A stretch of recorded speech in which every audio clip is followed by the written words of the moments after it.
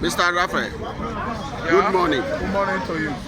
From since Biafran agitations have started, we've seen 4 different leaders fighting the cause till now. But Nigerians want to know which one is the right man that have to drive this thing or win this cause for people of Biafra. Let me tell you, since the inception of this Biafra nation or this country, Biafra was at least 500 years back, before the explorers that came to this region and named it Niger area. So if anybody is telling me that we have 4 agitators, Biafra agitators, it is a very, very bad notion and mistake. Biafra was agitated in the first place during the era of slavery. In fact, what brought and taking it up was abolition of slave trade by Booker T. Washington, William Wilberforce, and so on and so forth. So when those slaves from America landed in Monrovia, Liberia, Freetown, Sierra Leone, Ghana, Nigeria, Guinea, and so on and so forth, even Equatorial Guinea, some able-bodied, educated Igbos in the USA took it up upon themselves. It wasn't Ojukwu. Listen and listen good. On my own account, the first person in history was James Bialy. He was telling the people that the Hebrew should go.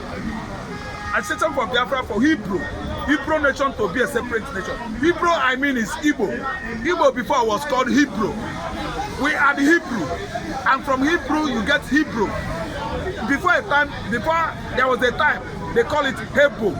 From Hebo it was translated to Igbo. I don't know what I understand. So James Bialy was among.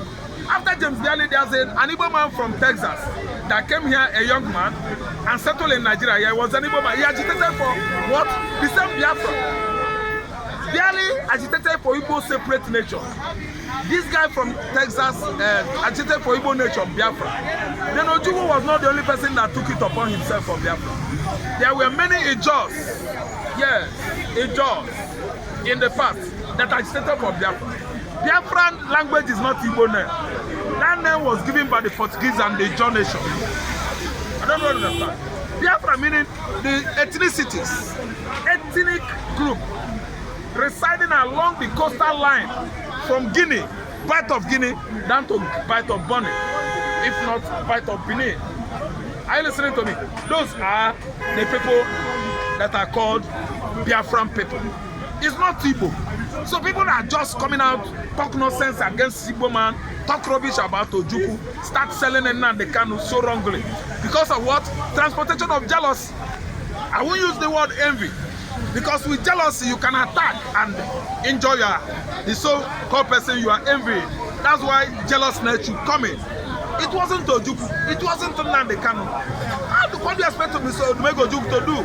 After the coup of 1966, Igbos were being killed. Igbos were killed in their large numbers. Trucks and trains were bringing coaches loaded with mutilated bodies of our brothers and sisters, mothers, fathers, the Igbos. That was what orchestrated the first war that Biafra went with Nigeria. Much mutiny within the military clique of Nigeria against their Igbo militaries from Igbo extractions. They kill them in the barracks. They started killing on the streets.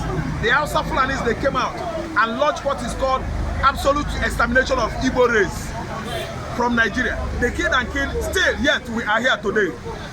Numbering, coming up in large number, in our largest number. See, let me tell you, no matter what Nnamdi Kanu was not the first and they won't be the last. What Eba is doing, Eba wasn't the first person that did it. There are many people that agitated for Biafra in the past, successfully, as Eba is doing right now. So people that agitated for Biafra, if anybody is pointing his finger at Ojukwu, that person is doing so out of absolute ignominy.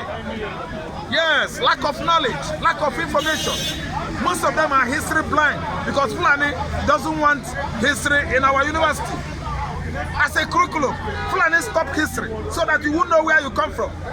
Fulani stop history so that Yoruba man won't know that it was Fulani that went to Lorraine and killed Oba Afonja and they still Muslim in a lorry, other states. Fulani don't want you to know history so that you know where you come from. Fulani abolish history so that Benin people, Igala people will not know that they are one people, one tribe. Today, Benin man will tell you saying Benin. Benin don't know saying Igbo. Eri and Idu that born the whole Benin, they are from the same father. Eri, begat Idu. Igala and Igbo, the same. I don't know what I understand. So people don't know history. They don't know how come about Biafra because they are far away from history knowledge. They are not educated about history, and they won't tell you that they know that they are not. I don't know what I understand. One kind Fulani man from Futajelo Highland, Senegambia, will come here and abolish history in our university curriculum, and our politicians abided with. They actually agree with him. Because they are busy cutting away our commonwealth. Money. With money, anything can happen. That's why we are not reading history in the university today. And when you don't read history, you won't know the name of your ancestral father. From where your tribe emanated from. So let us not misinterpret this agitation of Biafra. It did not start from Nnamdi Kanu. It did not start from Raphael Owazulike, neither from Ekwa nor Ojukwu. Many people started it many centuries ago. And here, our generation, we are the generation that is going to bring emancipation, manifestation, and realization of Biafra. Thank you.